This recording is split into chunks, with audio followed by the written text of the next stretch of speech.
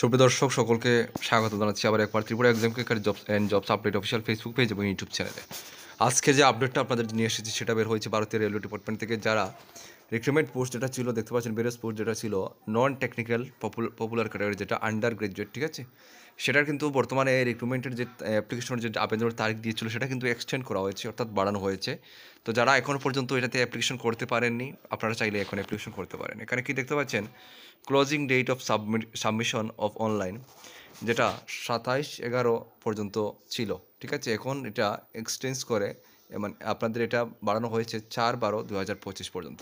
যেটার closing date ছিল, আমি আবার বলছি, আগে ছিল 27/11/2025, এখন কিন্তু সেটা আপনাদের 4/12/2025 হয়ে গেছে। তো যারা অ্যাপ্লিকেশন করেননি, আপনারা দয়া করে অ্যাপ্লিকেশনটা করে নেবেন, আর কিন্তু টাইম বাড়ানো হবে না, ঠিক আছে। লাস্ট ডেট আপনাদের যে পেমেন্ট সাবমিটের পেমেন্ট অ্যাপ্লিকেশন মানে পেমেন্ট অনলাইন পেমেন্ট করার জন্য ডেট ছিল 29/11, এখন করা হয়েছে 6/12/2025।